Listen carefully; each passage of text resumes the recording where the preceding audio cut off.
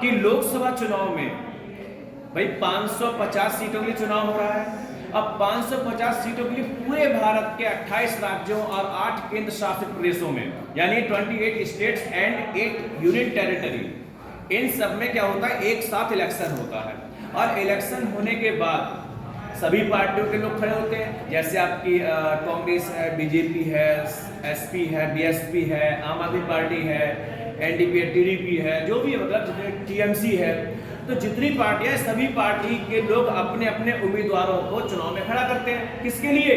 सांसद बनने के लिए। किसके लिए? सांसद बनने के लिए। और जब चुनाव होता है तो हम लोग जाकर के जो 18 वर्ष से ऊपर के लोग हैं, जिनकी एज 18 प्लस है, वो लोग जाकर के वोट डालते हैं। ठीक है। और जब सब जगह वोट पड़ जाते हैं तो जिस पार्टी के भी प्रत्याशी ज्यादा जीतते हैं, जिस पार्टी के प्रत्याशी ज्यादा जीतेंगे, वो पार्टी क्या करेगी, उस पार्टी को राष्ट्रपति न्योता देंगे, न्योता देंगे कि आइए और सरकार बनाइए। उससे पहले लोकसभा भंग हो चुकी होती, यानी कि वो लोकसभा खत्म, उससे पहले वाली लोकसभा खत्म, अब नई लोकसभा के लिए आप आइए, सरकार बनाइए। तो जो जिस पार्टी के लोग ज्यादा जीते हुए होते हैं, बहुमत में होते हैं या गठबंधन से होते हैं, वो एक कंडीशन होती है, वो लोग जाते हैं राष्ट्रपति के पास और कहते हैं कि ठीक है भाई, हम सरकार बनाएंगे, हमारी पार्टी के जो प्रत्याशी हैं वो अधिक मात्रा में जीते हुए हैं। ठीक है।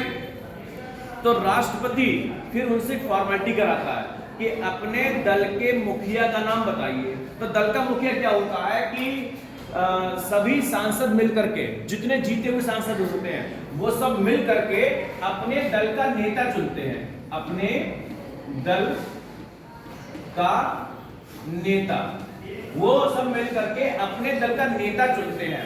और ये जो नेता होता है ना, यही नेता क्या बनेगा, क्या बनेगा जानते हो? प्रधानमंत्री। क्या बनेगा?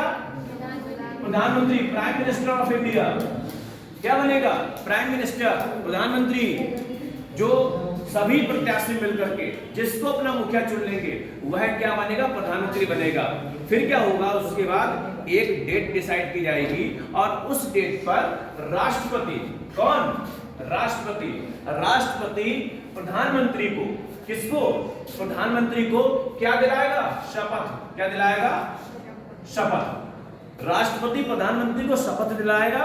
साथ ही साथ प्रधानमंत्री की सलाह पर उसके कैबिनेट के अन्य मंत्रियों और सांसदों को शपथ दिलाएगा। समझ गए? और जब इनकी सबकी शपथ पूरी हो जाएगी तो एक नई लोकसभा का गठन हो जाएगा। और फिर ये लोकसभा कितने साल तक चलेगी? 5 साल। कितने साल तक चलेगी?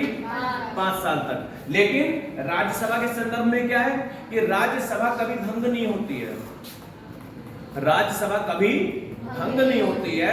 उसमें हर 2 साल में 1/3 सदस्य रिटायर हो जाते हैं और उनकी जगह पर नए सदस्यों का चुनाव हो जाता है।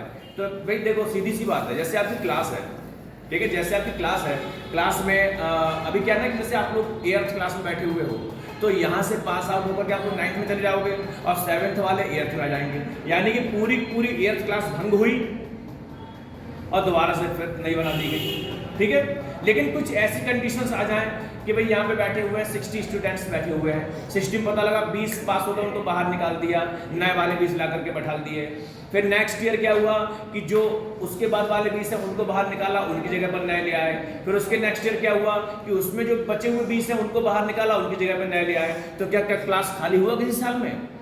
किसी साल में खाली नहीं हुआ। ठीक है। सेम सिचुएशन देयर साइड, ये राज्यसभा के मामले में सेम कंडीशन है कि वहां पे हर 2 साल में 1/3 1/3 जो कैंडिडेट्स होते हैं वो रिटायर हो जाते हैं और उनकी जगह पर नए लोगों का इलेक्शन हो जाता है। समझ गए? आज आपको ये संसद का ये इतना पैटर्न आपके समझ में आया है। संसद का काम क्या होता है? संसद का काम होता है कानून बनाना। क्या काम होता है? कानून बनाना। और सरकार चलाना। क्या काम होता है? अच्छा, आपको पता है ये संसद कहां पर है? कहां है ये संसद? दिल्ली में। कहां पर है? दिल्ली में। Very good. तो आज हमारा ये टॉपिक यहीं तक था, क्योंकि अगर मैं एक दिन में सारी चीजें खोल दूंगा तो आप लोग फिर पीछे का भूलते चलोगे, तो इसलिए आपको भूलना नहीं है। आज आप इतना ध्यान रखिए, कल हम आपको अगली क्लास में इसके आगे का बताएंगे, ठीक है।